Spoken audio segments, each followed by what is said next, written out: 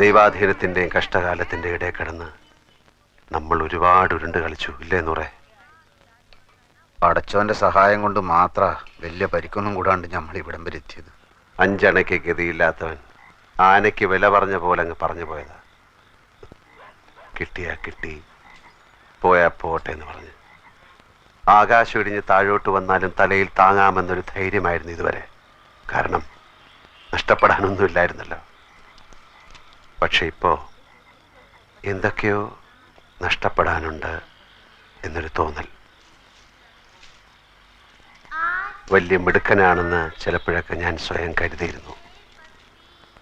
പക്ഷെ ഇപ്പം മനസ്സിലായി, നമുക്ക് നിയന്ത്രണമില്ലാത്ത ചിലതൊക്കെ നമ്മളിൽ തന്നെ ഉണ്ടെന്ന്. അവിടെ ബുദ്ധിക്കും സൂത്രത്തിനും ഒന്നും സ്ഥാനമില്ല. നമ്മുടെയൊക്കെ മനസ്സിൻ്റെ കാര്യമാണ് ഞാൻ പറയുന്നത്.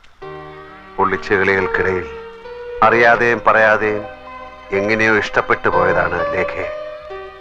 ഒരു നുണയിൽ നിന്ന് രക്ഷപ്പെടാൻ മറ്റൊരു നുണ പറഞ്ഞ് ഒടുവിൽ ഊരാക്കുടുക്കായപ്പോൾ ഒരു ജീവശ്വാസം തന്നവളാണ് ചന്ദ്ര. ആർക്ക് നേരെ ഞാൻ കണ്ണടയ്ക്കുക?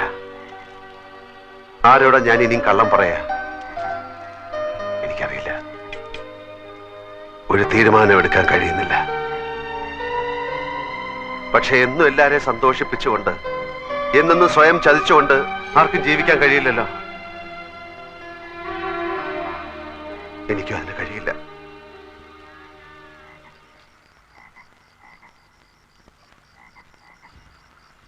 പപ്പ, ഞാൻ പോവാ.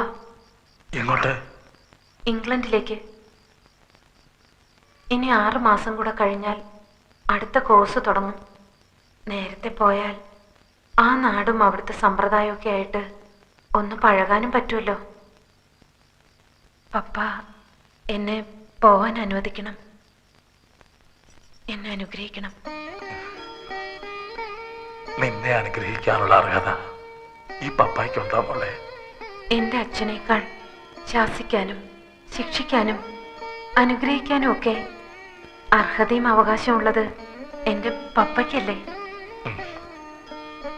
എന്റെ മോക്ക് നല്ലതേ വരൂ. ആരോടും യാത്ര പറയാനൊന്നും ഞാൻ നിൽക്കുന്നില്ല. ആ ജോലി അച്ഛനെ ഏൽപ്പിക്കുകയാണ്. എന്റെ മോള് ഒരുപാട് സങ്കടപ്പെടുന്നുണ്ടല്ലേ? ഏയ്, എന്തിന്? ഉള്ളു മുഴുവൻ വിങ്ങിപ്പൊട്ടിയിട്ട് മുഖത്തൊരു ചിരിയും തേച്ച് പിടിപ്പിച്ച് നടക്കണം നിന്നെ കാണാൻ അച്ഛന് വയ്യ. ഒന്ന് കരഞ്ഞൂടെ നിനക്ക്, ആരും കാണാതെ?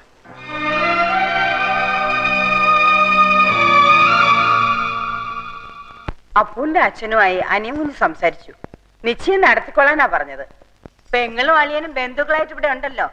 വിവാഹം മാത്രം നാട്ടിൽ വെച്ച് മതി എന്ന് പറഞ്ഞു. മറ്റന്നാളെ കാലത്ത് 9 മണിക്കാണ് സമയം കുറിച്ച് തന്നിരിക്കുന്നത്. ഇതാ എനിക്കിഷ്ടായത്. ചന്ദ്രയ്ക്ക് നന്നായി ചേരും. ഇതാ കുറെ കൂടി നല്ലത്. ചന്ദ്ര ഏത് സാരി കൊടുക്കുന്നേ? ഞാനല്ല അതൊന്നും തീരുമാനിക്കുന്നത്, ലേഖയാണ്. അവള് തീരുമാനിക്കണം ഞാൻ എന്തണിയണം, എന്ത് ഉടുക്കണമെന്ന്. അവളോട് ചോദിക്കട്ടെ. ഇവളെവിടെ?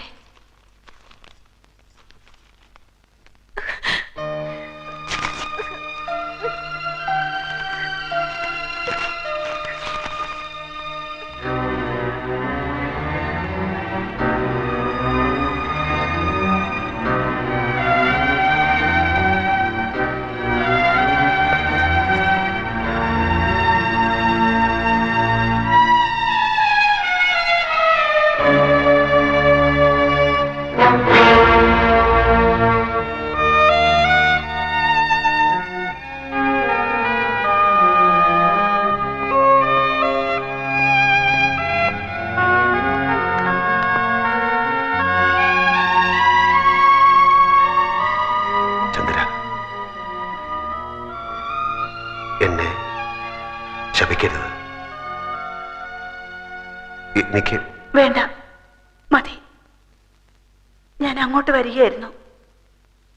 ഇനിയൊന്നും എന്നോട് പറയരുത്. പറഞ്ഞു കൂടുതൽ നോവിക്കരുത്.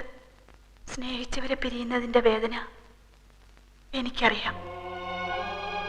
ഒരിക്കൽ അനുഭവിച്ചവളാണ്. അന്ന് ഞാൻ പ്രാർത്ഥിച്ചിരുന്നു മറ്റൊരാൾക്കും ഈ അനുഭവം ഉണ്ടാവരുതെന്ന്.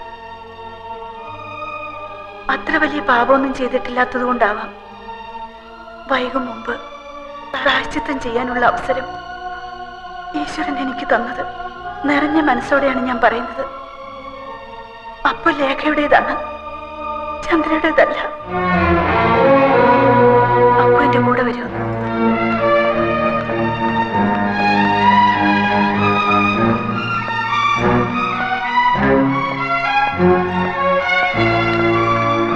ലേഖ എവിടെ? അവള് പോയി. എവിടേക്ക്?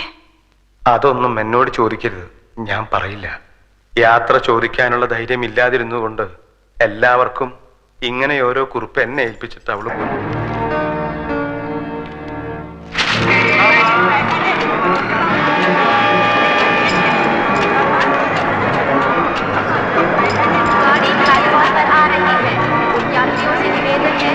प्लेटफॉर्म के किनारे से दूर रहें।